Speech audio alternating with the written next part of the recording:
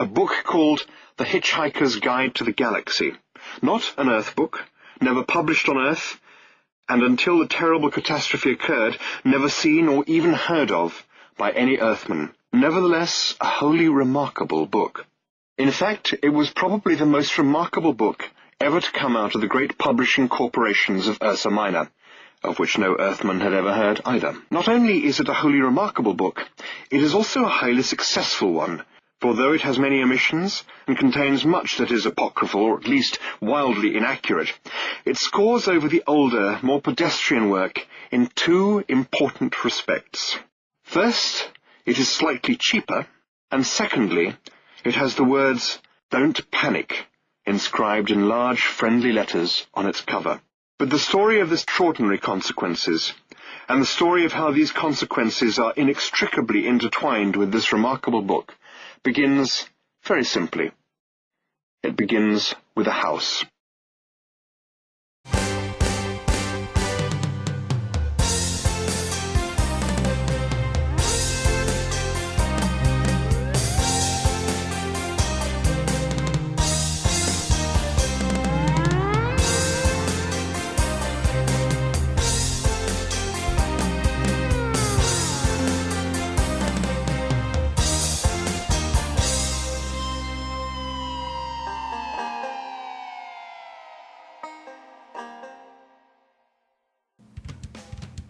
Alright, before we start, there are a few main characters I think I should tell you about.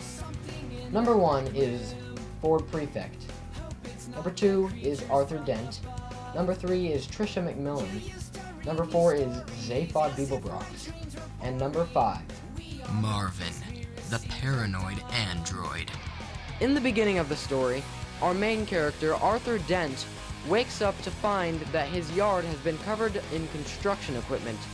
This construction equipment turns out to be from a local construction company which is trying to build a bypass through Arthur's house. Now obviously Arthur is not happy about this one bit, so he tries to confront the construction workers, who then threaten to kill him with a bulldozer.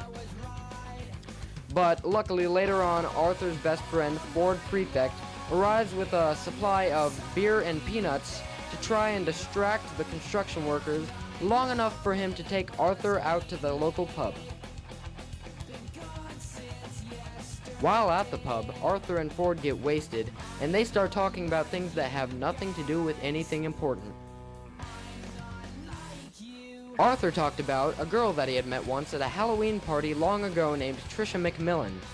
He talked about how they had had such a great time hooking up that night, and talking about going to faraway places with each other on the top of a building.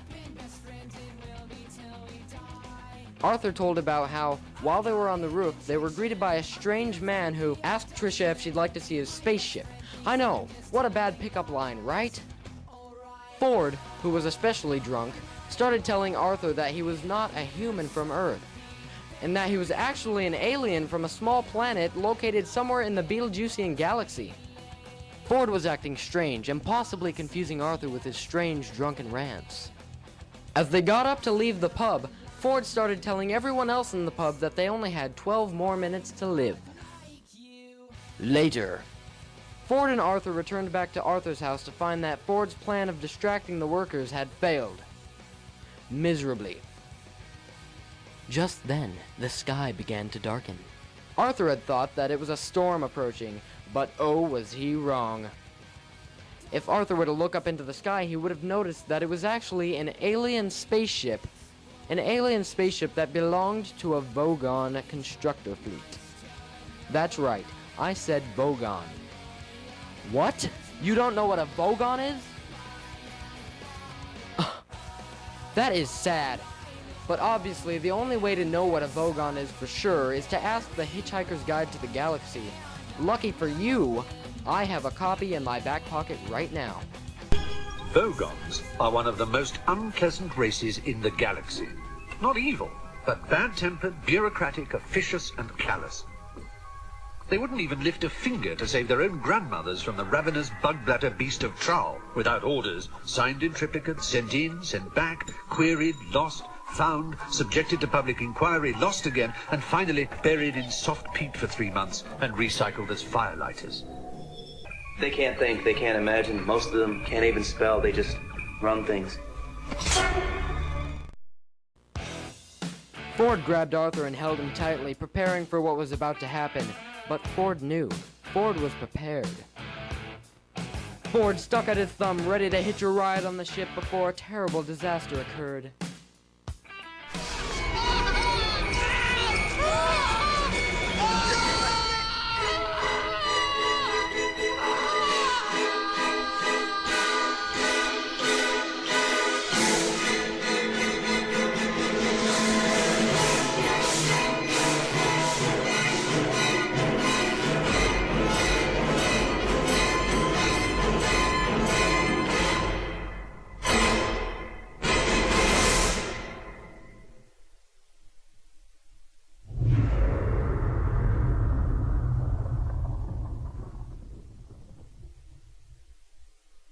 Arthur and Ford awaken on the Vogon ship only to be discovered and thrown off the ship immediately to die in the vacuum of space.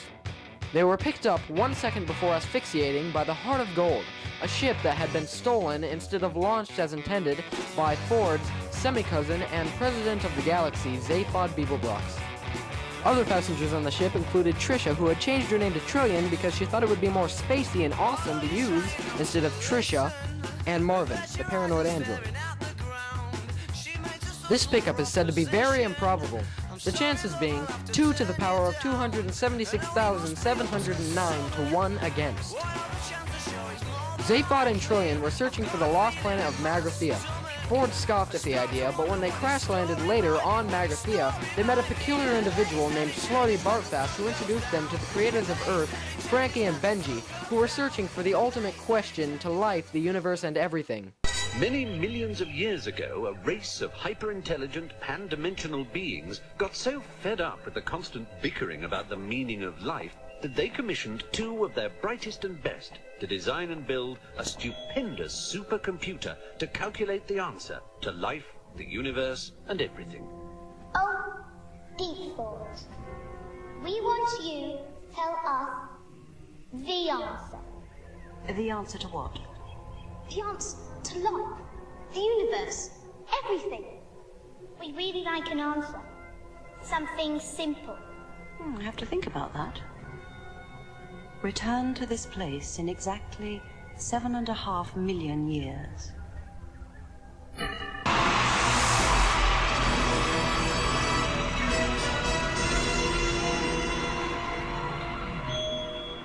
Default. Do you have An answer for you? Yes, but you're not going to like it. It doesn't matter, we must know it. All right. The answer to the ultimate question of life, the universe, and everything is...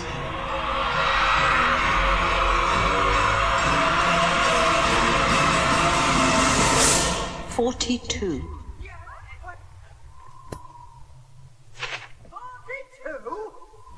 Yes, I thought it over quite thoroughly. It is, it's 42. It would have been simpler, of course, to have known what the actual question was. But it was the question. The ultimate question. Of everything. That's not a question. Only when you know the question will you know what the answer means. Give us the ultimate question, then. I can't. But there is one who can. A computer that will calculate the ultimate question. A computer of such infinite complexity that life itself will form part of its operational matrix. And you yourselves shall take on new, more primitive forms and go down into the computer to navigate its 10-million-year program. I shall design this computer for you, and it shall be called Earth, which was ironically demolished 5 minutes before the question was calculated. Frankie and Benji, to Arthur and Ford's surprise, were reawakening the Magratheans to build Earth Mark II to replace the recently demolished Earth Mark I. Frankie and Benji realized that the question was implanted in Arthur's brain, for he was one of the only 2 survivors of the demolition of Earth. They came up with a solution Arthur objected to: dissecting his brain. But their plans were foiled when the Galactic Police arrived to arrest Zaphod for the theft of the Heart of Gold. A chase ensued, but just before our heroes were killed, the officer's life support system was cut off. which turned out to be Marvin's fault because he thought it would have been a good idea to upload all of his depressing views on life to the spacecraft's input port. The spacecraft, as a response, had committed suicide. Zaphod decided to celebrate Marvin's success by taking everyone to the restaurant at the end of the universe.